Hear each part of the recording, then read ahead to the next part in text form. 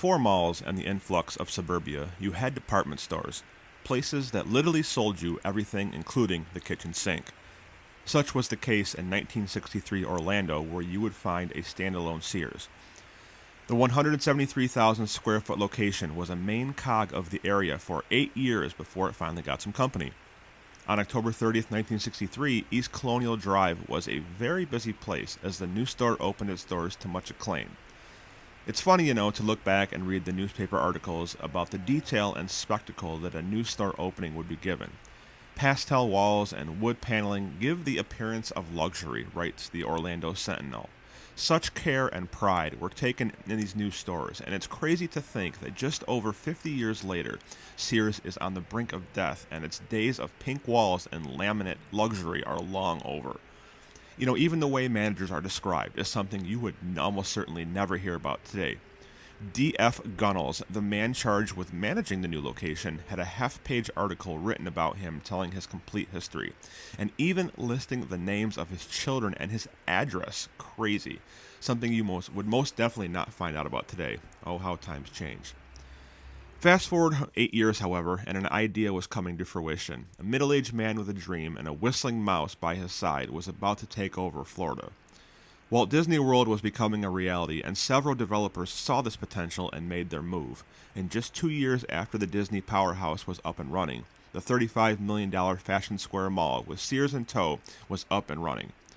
700,000 square feet of retail, including the furthest north addition to the Burdeen's chain. In a July 1973 article in the Sentinel, Leonard Farber, the mall's developer, said, and quote, "I knew this would affect the economics of the cities," referring to the mass exodus to the suburbs in the early 1950s. Fashion Square would see a successful opening and prosper for several years, but the one prevailing theme always seemed to be two things: evolution and change.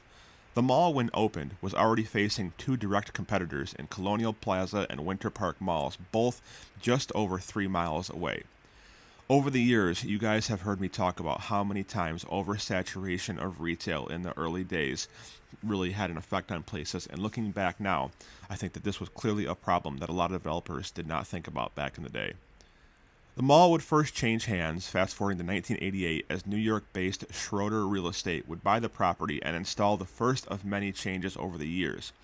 A 2-level Maison Blanche, I believe I'm pronouncing that correctly, department store was opened in 1990, and a 2-story food court and more spaces for shops were also added. And in 1992, another 2-story anchor was added in JCPenney, and also a parking garage. This put the mall at just over 1 million square feet, and it was full steam ahead. More changes would come as tenant Gaffer's would later become Dillard's. The freestanding Cinema 6 that was already existing would become a school, and later a new theater would be opened in 2004 as part of the actual mall.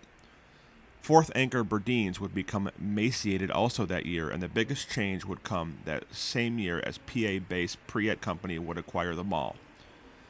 Fast forward now, and by the time the mid-2000s roll around, Fashion Square Mall was facing heavy competition, with 4 new malls being in the area, and combined competition with the Great Recession, and you know where this story leads. 2013 saw Tennessee's Up development by the mall and had major changes in mind. A 7-story Westin hotel was planned by demolishing some of the south-facing stores, but the grim forecast of anchor stores was showing its head by the 2010s, and builders got cold feet, and rightfully so.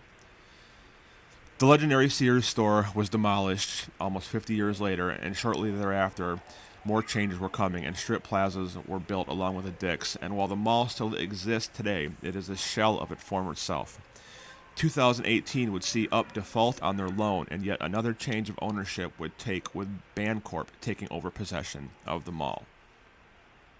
So fast forward to today, guys, and this mall is definitely a lot different than the way it looked when it opened its doors. It's another story of yet a mall that has seen dramatic changes and loss and anchors leaving and changing just everything going on. But what's funny is that the reason why I mentioned competition is that that's got to be one of the main factors. Unless somebody local knows another reason, please let me know. But the way I look at it is, specifically in this area, Orlando is booming. Of course, you have Disney World. Obviously, you have SeaWorld. and all these other theme parks that opened up and really drive the economy in the Orlando area. You have tons of snowbirds that go there. I mean, this area in general, of course, is not even close to dying. It's a very, very thriving community, but the mall is not doing well. And I will say that I know people, some young, some old, of all ages, do say that online shopping hurts. Yes, I do agree with that. But for me, the way I look at it is the only reason that online shopping serves a purpose, in my opinion, somebody of my age, I'm 38, is to find something that I can't find in a store. For example, nowadays, the one awesome thing about online shopping that I will agree with is there's just so many unique items that you can find online, stuff that really is, catered to my personality and really are things that you won't find in a store. So I do love the fact that you do have several options now, and it's funny, this is another topic for another day, but you'll look at like a necklace online, and all of a sudden you'll see you're getting an advertisement for the same necklace. So it's pretty funny. I think Big Brother Retail is always watching us in the internet. But this was a cool place to see. It's very disconjointed. It's a weird shaped mall. You can tell that it's had several changes.